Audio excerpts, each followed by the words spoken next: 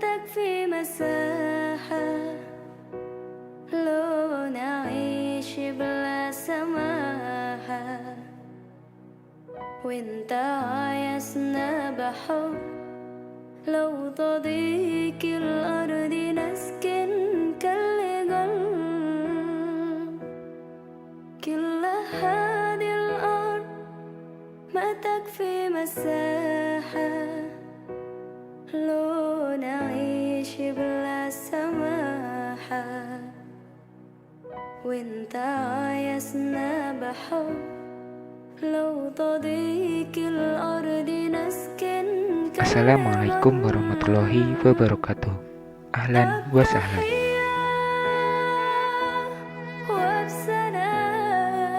Perkenalkan, nama saya Muhammad Rafif Habibillah. Di sini saya akan membahas materi mengenai korupsi. Lebih tepatnya, korupsi dan pemberantasannya dalam perspektif Islam.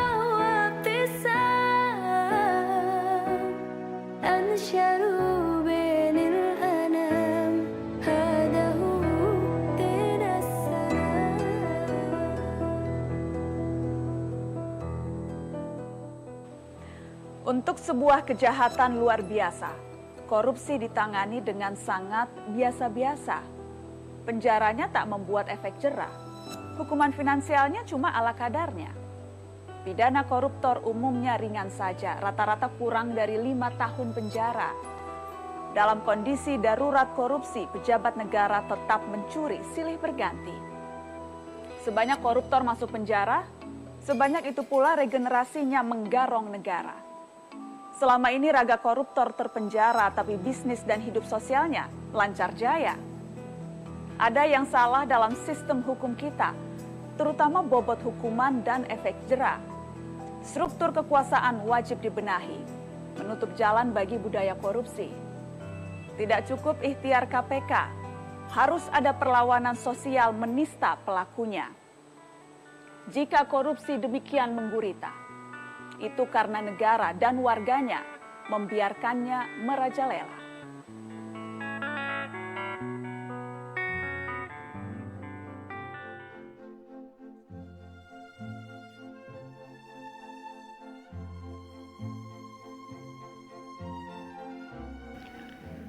Selanjutnya kita akan membahas tentang apa itu korupsi.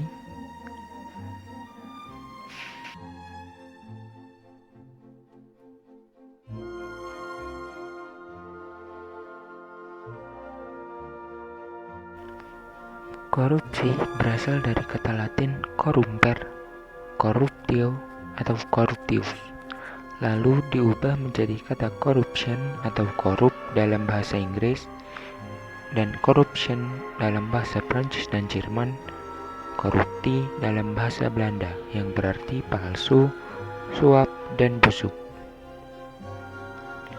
Secara bahasa, korupsi diartikan sebagai tindakan menyelewengkan uang atau barang milik perusahaan atau negara. Dapat juga diartikan sebagai tindakan di mana seseorang menerima uang dengan menggunakan jabatannya untuk kepentingan pribadi. Korupsi juga berarti kebejatan, tidak bermoral, ketidakjujuran, dan penyimpangan dari kesucian. Dan semua itu sampah.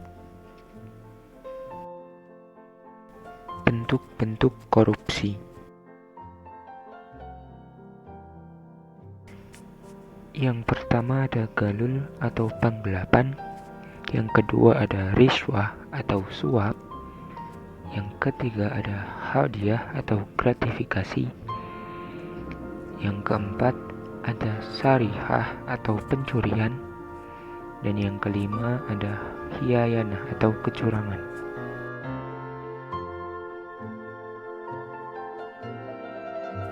Ini merupakan ilustrasi dari penggelapan atau pencurian.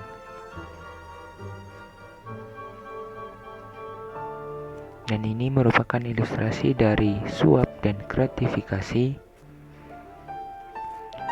Dan yang ini merupakan ilustrasi dari suatu kecurangan. Semua ini terjadi karena satu faktor, yaitu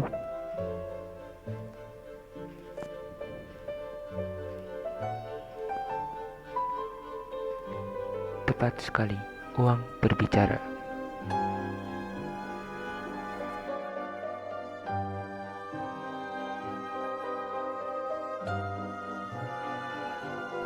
Selanjutnya kita akan membahas mengenai pandangan Islam terhadap korupsi. Korupsi memiliki bentuk dan tingkat yang beragam, namun semua kejahatan yang berkaitan dengan tindak pidana korupsi merupakan dosa besar, karena dampak negatifnya bukan hanya bagi pelaku yang bersangkutan, tetapi juga pada bangsa dan negara. Dengan demikian, hukuman bagi para koruptor disesuaikan dengan modus kejahatan yang dilakukan. Misalnya, korupsi dengan modus mencuri atau menggelapkan dana negara, maka baginya berlaku hukum potong tangan jika barang atau uang yang digelapkan sudah mencapai satu nisab pencurian, yaitu senilai 94 gram emas. Allah SWT berfirman, "Wassariqu wassariqatum faqta'u aydiyahuma jazaa'an bima kasabana nakalam minallah wallahu azizun hakim." Yang artinya, laki-laki yang mencuri dan perempuan yang mencuri, potonglah tangan keduanya sebagai pembalasan bagi apa yang mereka kerjakan dan sebagai siksa dari Allah. Dan Allah Maha Perkasa lagi Maha Bijaksana. Quran Surat Al-Maidah ayat 38.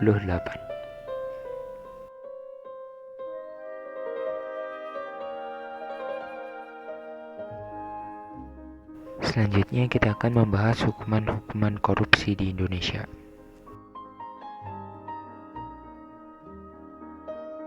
Yang pertama, di penjara. Durasinya ya sekitar 5 tahun. Yang kedua, memecatnya dari jabatan dan memasukkannya dalam daftar orang yang tercela. Yang ketiga, penyitaan harta untuk negara seperti aset-aset, rumah, lahan, dan barang berharga.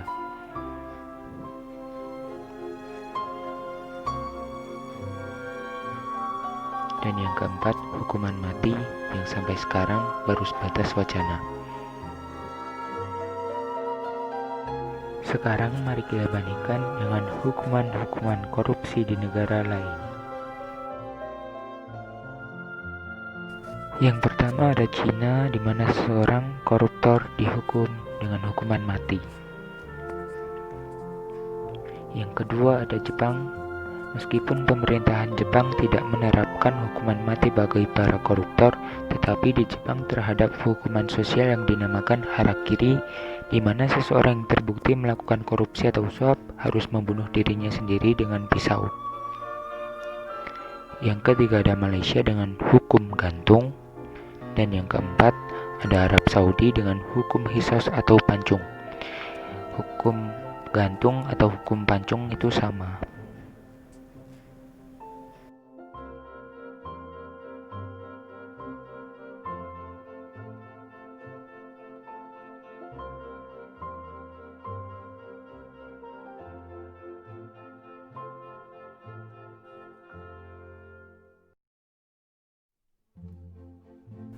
Selanjutnya kita akan membahas mengenai penyebab korupsi di Indonesia.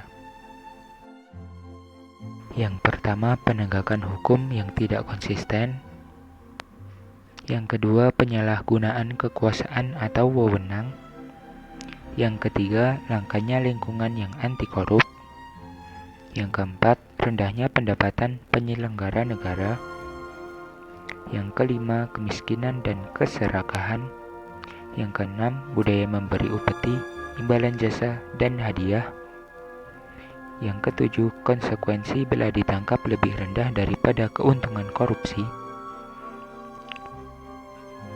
Yang kedelapan, budaya permisif dan tidak mau tahu asal kepentingannya sendiri terlindungi.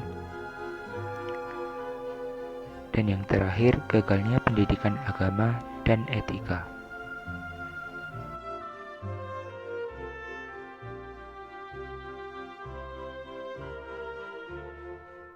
Lanjut, di sini kita akan membahas mengenai bahaya korupsi bagi kita.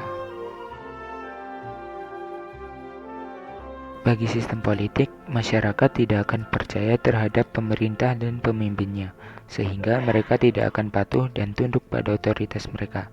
Contohnya, apabila kita dipimpin oleh seorang pemimpin yang korup, maka kita akan ragu terhadap kepemimpinan mereka. Bagi sistem perekonomian, berkurangnya investasi modal dalam negeri maupun luar negeri yang mengakibatkan pertumbuhan ekonomi menjadi rendah. Contohnya, apabila dalam suatu negara tersebut dikenal dengan negara yang korup, maka mau tidak mau investor akan ragu untuk menanamkan investasinya di negara tersebut, sehingga menjadikan negara tersebut mengalami pertumbuhan ekonomi yang rendah.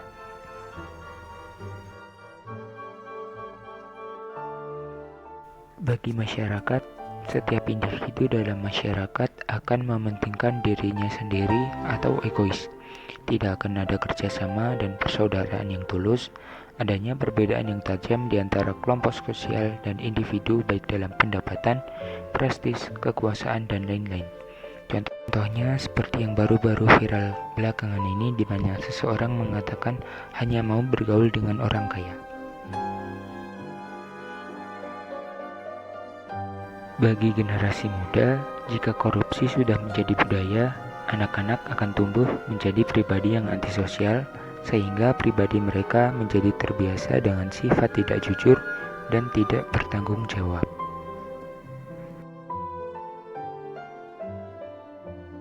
Bagi individu, korupsi dapat menghancurkan dirinya, merusak ibadahnya, mempermainkan doanya, dan menghancurkan keluarga serta keturunannya.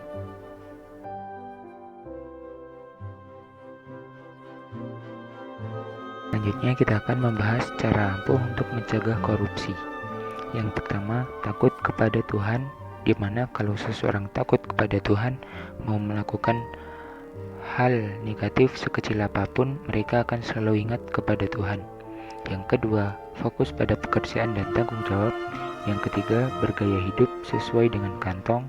Yang keempat, atur pemasukan dan pengeluaran. Yang kelima, tanamkan sikap cinta tanah air.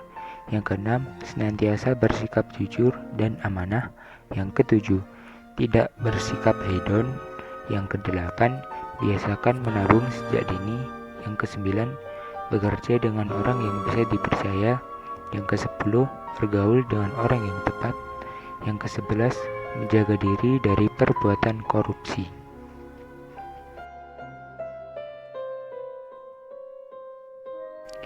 Selanjutnya kita akan membahas who we are.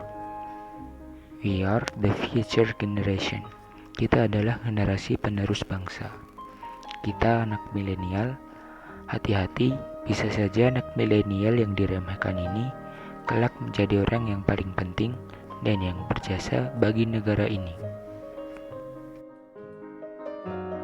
Sekian penyampaian presentasi korupsi dari saya. Mohon maaf apabila ada kekurangan dan kesalahan dalam penuturan kata. Terima kasih. Arigatou gozaimashita. Wassalamualaikum warahmatullahi wabarakatuh.